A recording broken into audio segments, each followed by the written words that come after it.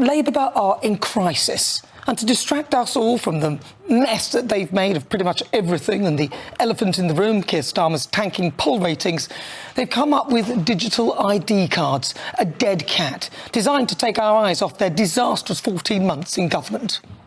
You will not be able to work in the United Kingdom if you do not have digital ID. So instead, they've rehashed an old Tory Tony Blair proposition, not Tory, but Tony Blair proposition, which they must know is a non-starter, given the number of data leaks and the hacks over the last few months alone. This is a huge data breach that had never been disclosed. It led to the previous government setting up a secret resettlement scheme, bringing Afghans into this country. That we do not close down the airport unless we have severe safety concerns. That's why we do it. No, it's not an overstatement to describe it as traumatic.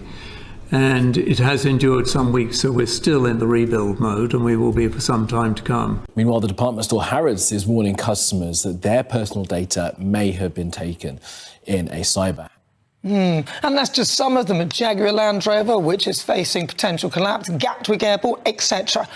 I know, let's make it easy for the fraudsters and hackers. Let's consolidate your data so scamsters only need to look in one place to destroy your life. Seriously, would you trust the government to keep your data safe? The Labour Party conference starts tomorrow, but instead of focusing on, say, solving the small boat issue, which is costing us millions every day, the broken NHS and fixing the mess they've made of the economy in such a short space of time, now they are copying the Tory playbook and think that changing the leader will help fix things. They're all jostling for position.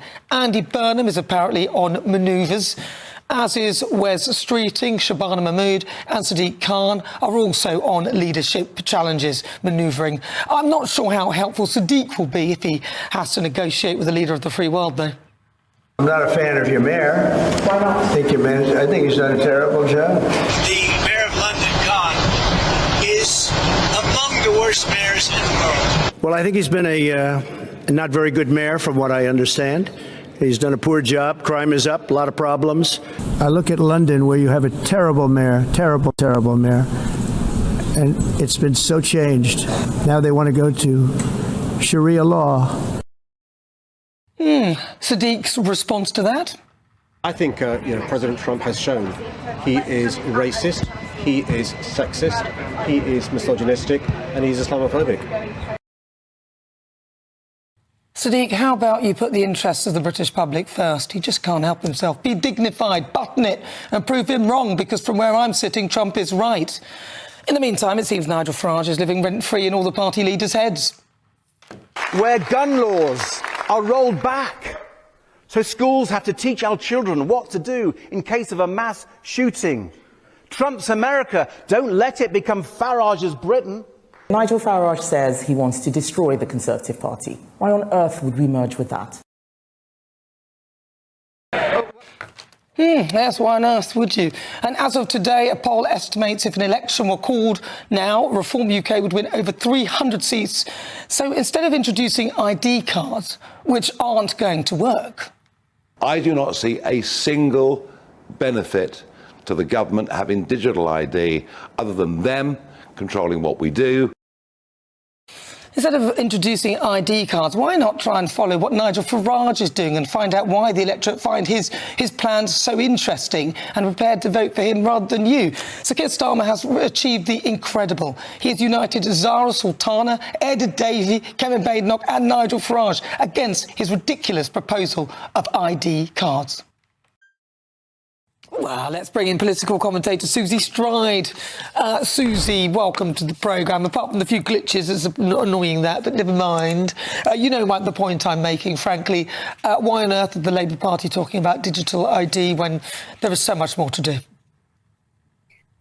If I'm honest with you, Nana, we know one of the biggest things, well, the two biggest things on the doors is the economy and immigration.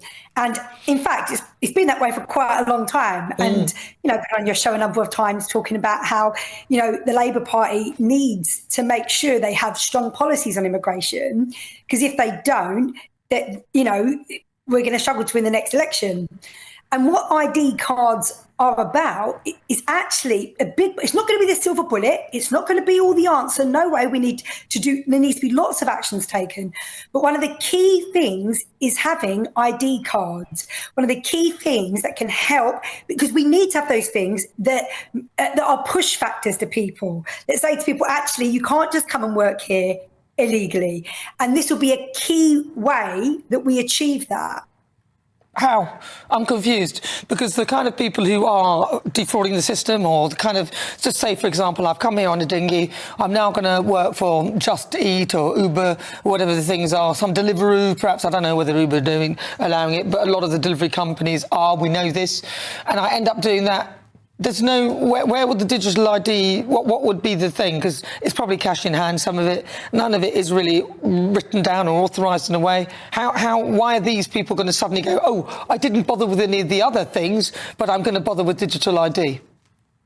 Look, obviously there are going to be things that are going to still need to be fleshed out with the policy, but the fact is people knowing that they can't just come here and slip under the radar is going to be very important. And I think the other thing that is important to say as well with digital ID is, and you may not agree with this, but the way that will centralise our health data information. And at the moment, loads of people find it incredibly hard to get hold of their health documents, to, if they're getting like a certain diagnosis or assessment. There's all this bureaucracy. And actually, and I thought you guys would be for this. I thought GB News would like this. Are you mad? It's cutting out some of that red tape. It's cutting out some of that bureaucracy. And it's making it easier for people to access their information. It's actually giving people freedom to access their information. But at what cost? At what cost? Listen, my problem with this is only today we heard of some hacking for Harrods. Jaguar Land Rover are close to collapse because of some other hacking and data breaches. We've had hacking for airports and everything else like that. So somehow bad actors are managing to get in to our supposedly secure systems. So imagine that a bad actor decided to steal all your ID because it's all nice and convenient from them on a digital ID card. What checks and balances will the government put in place? They can't even protect their own data. Remember the Afghan data breach? I mean, look, and I agree with you, that is very scary. That's very scary for all of us, isn't it? It is so important that you have that divide of what is your personal information that only you and maybe your doctor or whatever knows about. And I think, look, I'm going to be honest with you, I think that is scary, and I think that is a big risk. And I'm going to say we shouldn't be going over to ID cards until we can, what's that word, really properly safeguard it with the right defences. Now, clearly, we are able to do that with certain information because there's military information that never gets out unless someone puts it in a WhatsApp group. Yeah, well, there you go. Exactly. There you have it. Exactly. So, look, I put it to you, Susie, that this is a dead cat. This is a dead cat. They're swinging about in the hope that something will stick, so we will take our eyes off the illegal migration, the issue with the channel, how much money we're spending on channel migrants, putting them in hotels and giving them nice new clothes and lots of food, and how the one in, one out has failed catastrophically. I put it to you, Susie, this is a dead cat, isn't it? Because exactly as you say, you shouldn't be putting this out until you have the infrastructure in place to protect it. And right now, they just don't.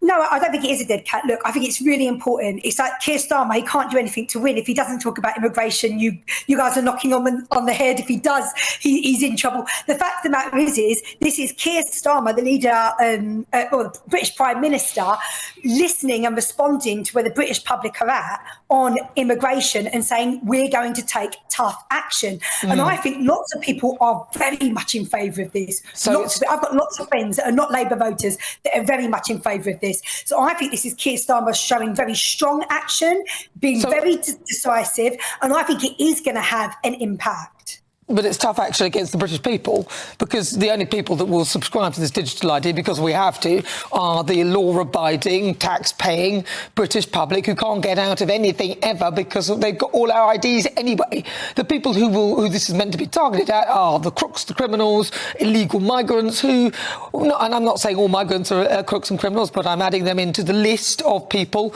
who will evade this particular issue and somehow manage to work anyway. Then it's going to be the same people. And then you've got the hackers and the clever people who will just manage to get around it in some way. It is going to do absolutely nothing to stop illegal migration. Well, look, I don't agree with that, and I also don't think the evidence shows that. I think you can see with certain countries in Europe that have imposed this. Which ones? Germany, yeah, but they've got Spain. one of the worst. They've got the worst issue with illegal migration there ever. Yeah, in fact, all across Europe where they have this, it's terrible. Sorry, look, yes, let me finish. At the moment, we have, global illegal immigration going on. It's a big global problem. Okay, so so every country is struggling with it, but evidence shows that, look, the Tony Blair Institute, whether you like them or not, I think they're great, and the research that they bring out is great. They have done mass research into this, which shows that the British public are for it, that it's actually cross-party. Tory, Labour, Lib Dems, people from all the party backgrounds are for it, and also that it has been proven to work in countries like Estonia, Germany, Italy, Spain. Now listen, Nana, I know, there's always going to be a drawback to any policy. There's always you know me, look, I'm the ever optimist. And do you know what? I don't want us to sit on our hands and do nothing. And I know you don't want us to either. We both agree that actually we need to bring levels of illegal immigration down, and we need to control it for those people that are coming over in boats, people who are drowning in the channel, but also for tax paying British people. And I think sitting on your hands, that is the wrong thing to do. I think Keir Starmer is taking decisive, strong action, and ID cards are the right way ahead. Well, I think it's not so much sitting on hands as sitting on your fingernails, really. I mean, this is just nonsense. Look, the reason why you say ID cards work in every country and they're the ones that, OK, not at all. And you also said all over the world they have a problem with mass migration. No, they don't. In Africa, there's no problem with people mass migrating in parts of Africa. In fact, a lot of people are leaving there. In places like Russia, people aren't mass migrating into Russia. They're not mass migrating into China. They're not mass migrating into Japan. You know why? Because in those countries, you don't get a free house or a free flat or whatever it is you get. You don't get a space in an HMO. You don't get clothes and food and everything else like that. You don't get that in those countries because they don't tolerate it. You wouldn't migrate to North Korea because they wouldn't have it. They wouldn't have it. Even South Korea wouldn't tolerate it. It's us lot, the tolerant fools, that are tolerating nonsense, which is why it's happening. And as for the parties all agreeing, to be frank, Keir Starmer has done the incredible and united Zara Sultana, Ed Davey, Kemi Badenoch and Nigel Farage all against the digital ID. So I don't know where you got that from, Susie. Where did you get that from? They all agree. Well, a couple of different things. You've got the leaders of the parties, and that's fine, and they can believe whatever they want to believe. But this is them polling an extensive poll across British people. And I'll be honest with you, I care more about what people think than what the leaders think. So what was the poll question specifically? Because if somebody says, do you want to ensure that this, that and the other, then people might say yes. But if they'd asked you specifically, do you want to carry a digital ID card, I'd say the majority of people would say no. Quickly answer that and I've got to go. To come back to your point, I would never want us to ever be like Putin's Russia or China. Thank God, this is the greatest country in the world. I know you I think it, and we're never going to be like those countries. There's a flipping reason why people don't want to migrate into those countries, because they're the state that they are. They don't have free speech like we do, or all the great things that this country has. All right, So Susie, we're running out of time. But I guess in your defence, those countries probably have a very staunch ID process, and you can't get away with anything, which is why nobody wants to come into it. So if Keir Starmer's trying to make us like that, then maybe he may have a point. Susie Stride, thank you very much. Right.